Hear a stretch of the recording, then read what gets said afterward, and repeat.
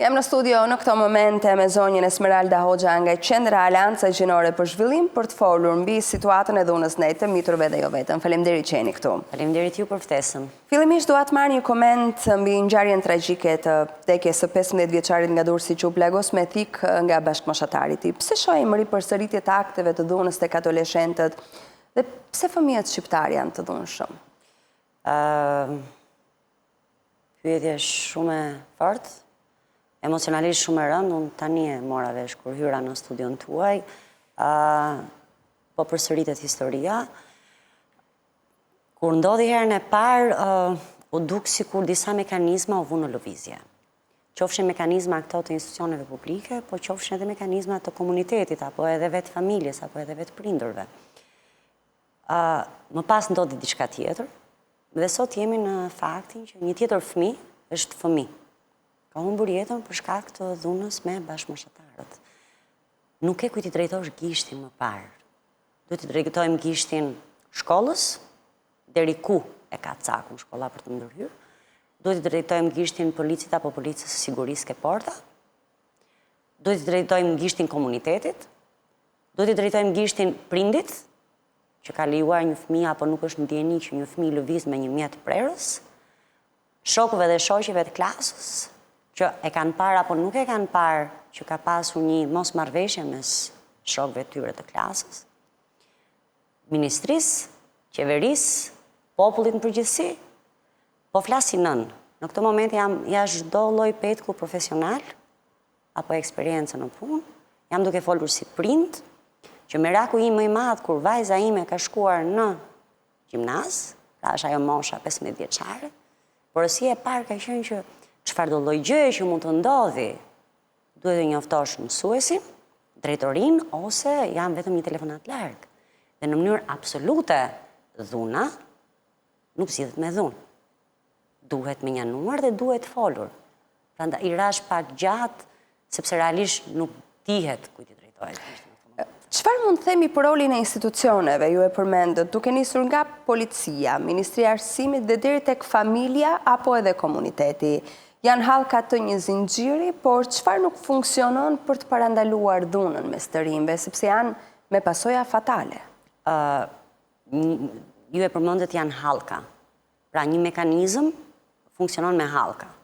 Sidomos nëse flasim për mekanizma mbrojtës, në këtë rast për fëmijët, dhe nëse një hallkë vetme nuk funksionon ashtu siç duhet në një moment të caktuar, pra ke një shkputje dhe ke një u prish ai zinxhiri. Çfarë mund të bëj policia? Nuk mund të ruhet jeta e fëmijëve tanë me policë në çdo hap. Këtë duhet ta kemi shumë të qartë të gjithë. Fillon që nga edukimi në shkollë, jo vetëm lëndët mësimore, ato 6 orët kimi, biologji, shkenca sociale apo çfarë të tjera ka, por është qytetaria. Duhen ulur fëmijët, duhen biseduar me fëmijët në grupe, që fëmijët të njohin njëri tjetrin. Fëmijët nuk e njohin njëri tjetrin, fëmijët njohin njëri tjetrin vetëm nga media sociale. E njohin nga TikToku, e njohin nga Instagrami, apo media të tjera që i kanë Snapchat. Fëmijët njihen nga grupet e WhatsAppit. Këtë do se shënjestrojmë sot, ta bëjmë pjesë gallate, pa menduar fare pasojat. Këtu hyn në lojë patjetër roli i familjes, roli i prindërve. Duket sikur në kohët e sotshme, paktën në këto vitet e fundit, më pak kohë po shpenzohet me fëmijët, për 1001 arsye, pa paragjikuar në mënyrë absolute asnjë familje apo asnjë prind, siç një prind do të mirën e fëmijës së vet, absolutisht asnjë prej nesh nuk mund ta doj, më shumë se sa aq. Por duket sikur ajo balanca, çfarë detyre ka shkolla, çfarë detyre ka policia, çfarë detyre ka familja, drejtohet gishti tek njëri tjetri. Kemi aktivitete passhkollore, ka qendra komunitare, që shumë pak kam dëgjuar nga prindër, unë rretohem nga prindër me fëmijë të moshave të ndryshme, që i çojnë në këto after schools që quhen sot. Kemi diçka të 7-8 nëpër Tiranë, në zona të ndryshme, janë pak, Tirana është pothuajse 1 milion banor. Dhe duket sikur në këto aktivitete passhkollore shkohet më së shumti për të bërë mësime, detyrat për të nesërmen dhe kaq, po sikur nuk ka një diskutim më të thellët, më të mirëfillt që Jemi të barabartë, respektojmë njëri tjetrin, dhuna nuk zgjidhet me dhunë, sidomos fëmijët, është 15 vjeç, është një tmerr. Unë realisht në këtë moment që po flasim bashkë jam totalisht empir, jam e prekur, sepse nuk arrit dot të nxjerr një logjik asaj çfarë ka ndodhur. Përsëri. Është ripërsëritur. Se është brenda vitit e njëjta situatë përsëritur. Zonja Hoxha, sa vullnet ka nga strukturat e sigurisë ku policia është ajo më kryesorja për të gjurmuar dhunën dhe krimin tek moshat e reja? Ka strukturat posaçme për këtë punë. Një dhunë që buron nga bullizmi, diskriminimi, gjuha e urrëties në rrjetet sociale. A ka vend që policia të bëjë shumë më shumë se sa kaq? Unë nuk jam eksperte e fushës që të flas me kompetenca, por ajo çfarë momentalisht po ndodh është që ligji për dhunën në marrëdhëniet familjare është dukur i parë. Sepse tashmë nuk kemi vetëm dhunë fizike, apo dhunë emocionale, apo dhunë psikologjike, kemi dhunën digjitale, kemi dhunën ekonomike, kemi dhunën ndaj fëmijëve. Sot në konferencë u përmend një rast shumë i tmerrshëm të një fëmije 12 vjeçar në Strehës në Vlorë. Pa dashur të futem në detaje. Çfarë s'funksionoi? Familja, edukata, ndërhyrja e shkollës, kemi të bëjmë me një fëmijë 12 vjeçar në kushte skandaloze e dhune seksuale. Prandaj jemi këtu sot për të ngritur një 2-3 alarme të vogla. Po i quaj të vogla se nuk është punuar në këtë vend. Nëse marrim krahasimisht vite më përpara me atë si ka ecur Shqipëria deri më sot, dhe nëse rikthehemi temës së stresave, është punuar. Disa arritje janë bërë. A janë mjaftueshëm? Jo, nuk janë mjaftueshëm. Po flasim për fëmijë të dhunuar, pashka që është një linjë kombëtare që fëmijët mund të telefonojnë.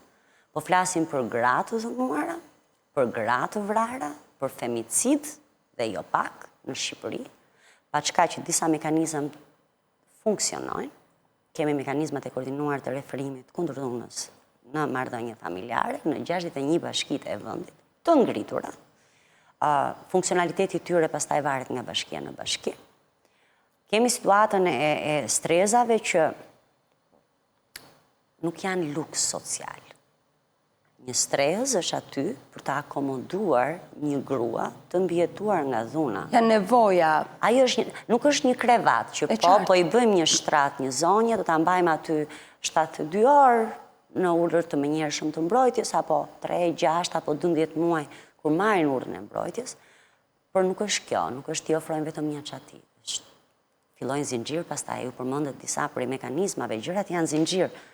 Ndalon dhunën, fillon rimëkëmbjen, i ofron një shërbim psikologjik, sepse beso çdo grua e cila ka kaluar në stade të ndryshme dhune, patjetër që është prekur nga ana psikologjike. I ofrohet ndihmë juridike falas, pastaj fillon dhe menaxhohet qoftë për shkollimin e fëmijëve, qoftë për integrimin e vajzës apo zonjës në shoqëri së pari, me kokën lart, ne jemi shoqëri patriarkale. Dhe së dyti për ta ndihmuar për të integruar në tregun e punës. Sot u potencua për të ardhur te konferenca dhe ju e fillua bisedën, pjesën tjetër të bisedës me këtë, ku ju edhe ju ishit pjesë e konferencës, që çdo fëmijë i dhunuar duhet të ketë akses në siguri, mbështetje psikologjike dhe fuqisim që i përmendëm.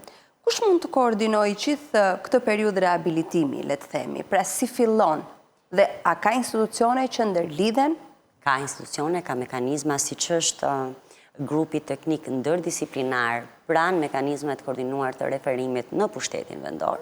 Ashtu është edhe një grup teknik i cili drejtohet nga punonjës për mbrojtjen e fëmijëve, që në çdo rast të identifikuar dhune ndaj një fëmije, jemi duke folur për fëmijë deri në 18 vjeç, mbledh në mënyrë urgjente ekipin e para për të siguruar mbrojtjen, është ai hapi i parë. Dhe më mbrapa pastaj për ta ndjekur qoftë me ndihmë psikologjike, me shërbime psikologjike, qoftë me strehim në rastet kur dhunuesi mund të jetë pjesë e nuklit familjar, me mbrojtje nga policia dhe kështu me radhë. Pra janë disa step, po ka mekanizma, njësoj siç mekanizmat funksionojnë për mbrojtjen e dhunës ndaj grave, ashtu funksionojnë, ashtu janë të ndërtuar edhe për mbrojtjen e fëmijëve.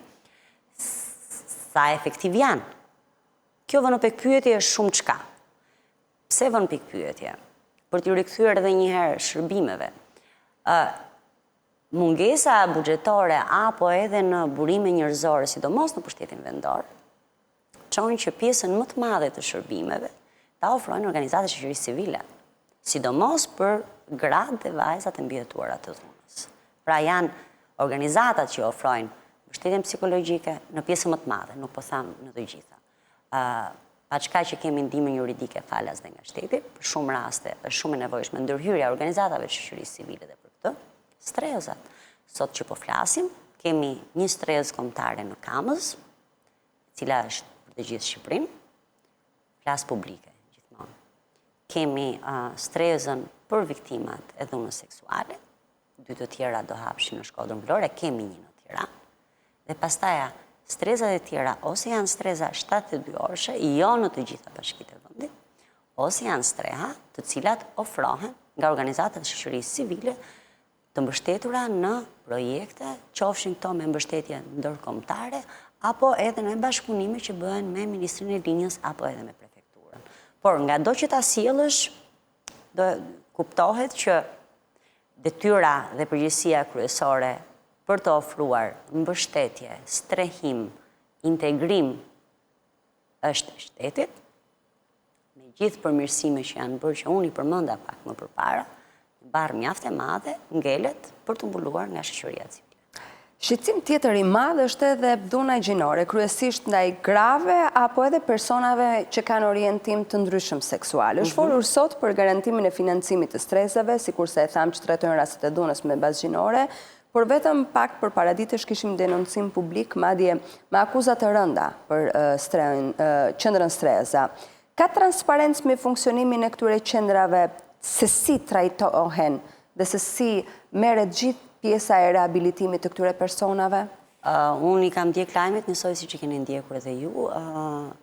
Vajzat dhe djemë që punojnë ke strehëza janë kolegë mjaft të mirë dhe njohur në shoqërinë civile. Nuk mund të flas në emër të strehëzës, sepse sot nuk jam këtu për këtë gjë, por ajo çfarë doli si një deklaratë publike më mbrapa, ka një protokoll, të kuptohemi drejt. Në asnjë strehë të Shqipërisë, është njësoj si në gjithë botën, nuk mund të marrësh dikë nga rruga, apo nga lokali, apo nga dhuna, apo nga diku, dhe ta marrësh ta çosh te streha jo. Ka një numër policie, ka një numër koordinatori vendor kundër dhunës, qoftë kjo për fëmijët, qoftë edhe për të rriturit, ka mekanizma pastaj të cilat ndërlidhen me njëri tjetrin për të kthyer edhe një herë te ekipi teknik ndërdisciplinar. Pra ju po thoni që duhet ketë një referim paraprak në një prej këtyre institucioneve? Gjithmonë ka referime paraprake. Do me thënë, ju a thash dhe më përpara, asnjë strehë, qoftë kjo edhe streha kombëtare që ne kemi në Kamës, nuk mund të marrë dikë nëse nuk është ndjekur i gjithë protokolli i shtetit. Ndryshe nuk. Edhe nëse ju rastisni për shembull në një situatë ku dikush për shkak të orientimit seksual ndryshe dhunohet, bullizohet, apo ju duhet ta referoni fillimisht në polici rastin që më pas të ndiqen hapat e tjerë? Aleanca Gjinore për Zhvillim nuk ofron shërbime. Por ajo çfarë ne bëjmë është që ka një numër policie në të gjithë vendin. Nuk janë të pakta raste që ne na marrin telefon, ne kemi një numër të gjelbër në fakt papagesë, i cili është për denoncimin e rasteve të shkeljes së drejtave në punë të grave që punojnë në sektorin e prodhimit veshjeve dhe këpucëve. Por është përndar aq shumë ai numër sa ne na marrin në telefon edhe për raste dhune. Ajo çfarë ne bëjmë është direkt referimi që japim pranë bashkisë X në momentin e marrjes së informacionit dhe bëjmë lidhjen. Po kjo është, sepse si pra thash dhe më përpara, ka një protokoll të caktuar për t'i ndjekur gjërat. Dhe fundit, dua një koment tuaj mbi ligjin për barazinë gjinore, të cilin presidenti i Republikës e la të kalojë në heshtje çka bën që pas pak ditësh ky ligj të hyjë në fuqi. Si e gjykoni, si e komentoni? Si e shikoni faktin që ky ligj u miratua në parlament me, në mos gaboj, 77 vota, edhe pse pati protesta shumë të mëdha, më pas u kalua në presidencë për t'u dekretuar. Një koment në lidhje me ligjin e keni? I shumë kontestuar. Që në Aleanca Gjinore për Zhvillim, në fakt, ka qenë në pararoj, në mbrojtje dhe jo në mbrojtje në tym. po me bazë ligjore, qoftë në media, qoftë në konferencat që janë dhënë, ku e televizioni juaj ka qenë prezent, qoftë përballë komisioneve parlamentare në Parlamentin e Shqipërisë, duke e shpjeguar nen për nen, pikërisht aty ku kishte pikpyetje. Ne jemi shumë të lumtur që ligji do kaloj dhe u miratua. Shiko, nuk duhet të kthehemi mbrapsht. Pse e them këtë?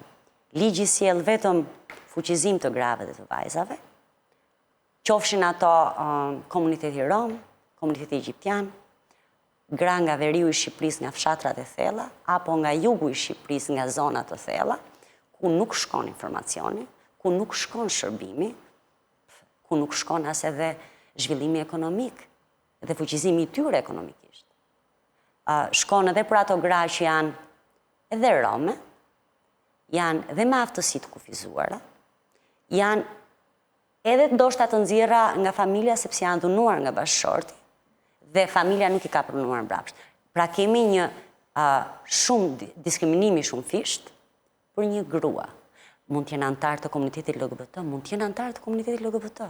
Kjo nuk zhbën forcën që ka ky ligj për të forcuar gratë dhe vajzat. Në fund të ditës, ligji parashikon që çdo grua, çdo vajzë ka të drejta të barabarta, njësoj si çdo burr dhe çdo djalë. Faleminderit zonja Hoxha Qishit në studio. Faleminderit ju. Faleminderit.